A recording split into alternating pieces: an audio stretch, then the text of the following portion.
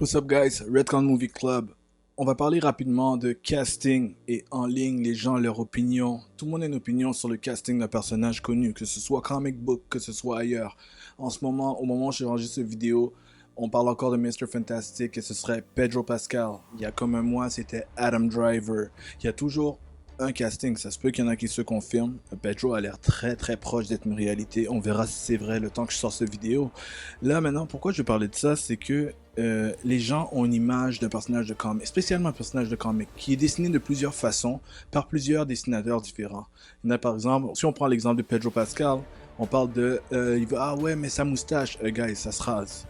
Deuxièmement, un personnage est pas toujours fait de la même façon. Ah, il est trop vieux. Ça dépend de quelle époque vous faites. Premièrement, Reed Richards est plus âgé. Il a des cheveux gris sur le côté. En général, ça fait partie de son trademark. Des fois, Reed Richards a de la barbe. Pedro Pascal pourrait être barbu. On a eu des fans Mr. Fantastic à l'écran dans le passé, mais ils étaient toutes bien rasés. Là maintenant, pourquoi je parle de ça? C'est à cause que les gens ils se plaignent. J'ai vu ça dans Star Wars. Ils se plaignent par rapport au dessin animé. Oh, mis à l'écran, il était pas pareil. Sa face était plus carrée, sa face était plus longue, etc. C'est une adaptation à l'écran.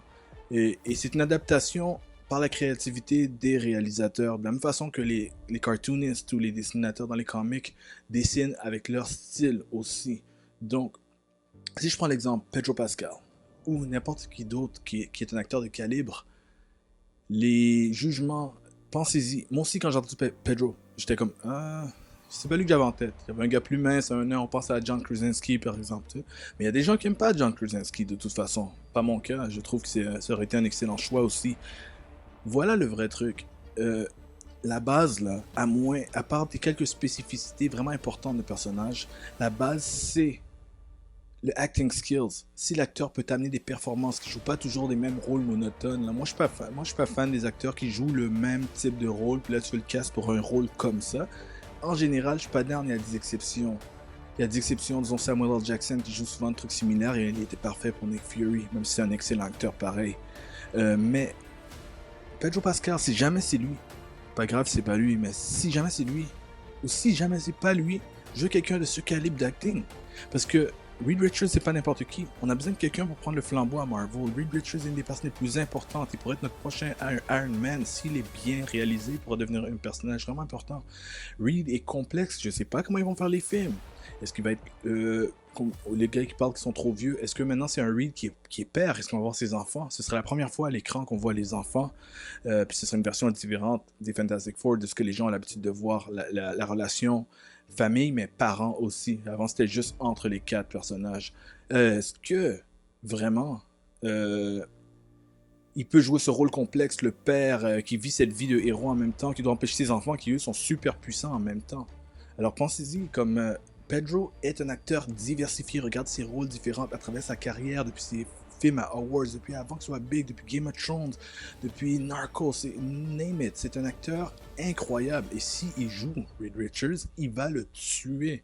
Tout le monde qui se plaint maintenant, peuvent le plaindre comme ils veulent, mais c'est un acteur tellement bon. Je suis désolé pour ceux qui sont pas d'accord. Il va tuer le rôle comparé au gars que vous avez en tête, peut-être juste pour son visuel, mais qui a pas autant de range. Tu sais, Reed est un personnage complexe, c'est un personnage qui dit pas ce qu'il pense, tout est dans le regard. Il est trop intelligent pour les gens pensent qu'il est arrogant, mais il est pas du tout arrogant, il est juste trop loin, il est loin derrière, c'est un TDA parce que sa tête, elle est juste pas avec vous, elle est avec vous physiquement, mais il calcule beaucoup, beaucoup plus loin, c'est l'homme ou l'un des hommes les plus intelligents ever sur Terre, donc, être humain, je parle. Et donc, c'est ça. Puis sinon, si j'aurais un deuxième choix, si les gens là sont pas chauds, s'il est pas le cast, là, Pedro Pascal, c'est tellement un bon acteur que, comme, he should be in Marvel Universe. Pourquoi pas Doctor Doom? He could be also. Je sais que Doctor Doom est souvent représenté comme un gars qui est pretty boy, qui après est devenu scarred. De toute façon, il va être comme Mando. Il va avoir le masque la moitié du temps, il va être habitué. I don't know, je vais juste dire ça comme ça. Mais je reviens sur casting. Casting, guys, il faut arrêter d'avoir une image, surtout dans des dessins. Le dessin d'une façon, une façon, on a grandi. Et Fantastic Four existe depuis des décennies, dessinés de multiples façons. Il n'y a pas un acteur qui ressemble à toutes les versions. de la même façon que Tom Holland est un excellent acteur, mais il représente bien une version de Spider-Man. Mais moi qui adore Tom Holland, je trouve pas du tout que Tom Holland représente le Spider-Man avec lequel j'ai grandi. Je suis quand même capable de voir qu'il représente l'essence de Spider-Man. Et c'est ça qu'on a besoin avec Mr. Fantastic et avec tous les autres personnages qui vont venir. Que ce soit Sue Storm. Parce que Sue Storm est souvent présentée juste comme une blonde, une babe, tout ça. Non, c'est un personnage complexe aussi, extrêmement intelligent pour être en couple avec Reed. Puis un personnage assez intelligent pour comprendre Reed dans son non-verbal. Vous comprenez? Dr. Doom, c'est la même affaire. Mais il n'y a pas besoin d'avoir l'air méchant. Il y a juste besoin de l'avoir dans sa performance. C'est un personnage complexe qui comprend tellement de choses sur l'univers, sur le monde. Écoutez, moi j'ai mon fancast, là. Moi je mettrais Cillian Murphy, Monsieur Oppenheimer. That would be my Dr. Doom. Ce qui est juste, il perce l'écran, puis sa performance va venir te chercher émotionnellement au point où tu serais capable d'aller de son côté. Pour moi, Dr. Doom doit être un personnage quasiment au niveau de Magneto, ou un méchant que tu comprends sa raison, même si tu n'es pas d'accord nécessairement avec ses façons de faire. Et ça a de la même affaire pour Ben Grimm et Human Torch, des personnages complexes à leur propre façon. Et il faut aussi qu'ils deal avec c'est quoi dealer avec ces pouvoirs-là au quotidien. Ça dépend comment ils l'écrivent.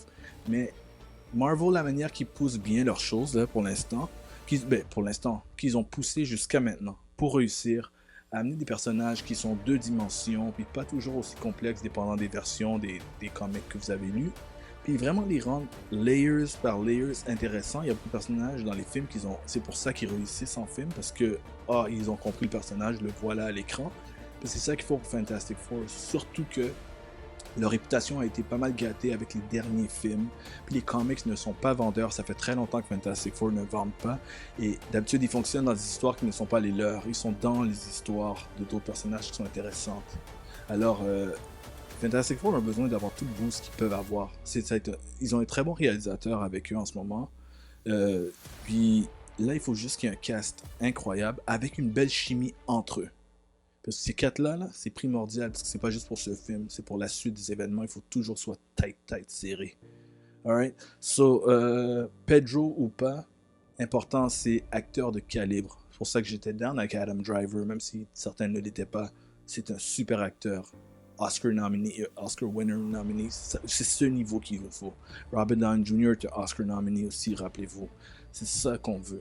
Alright, so laissez-moi savoir ce que vous en pensez. Est-ce que vous êtes d'accord avec moi sur le concept des castings? Alright, Redcon Movie Club, peace.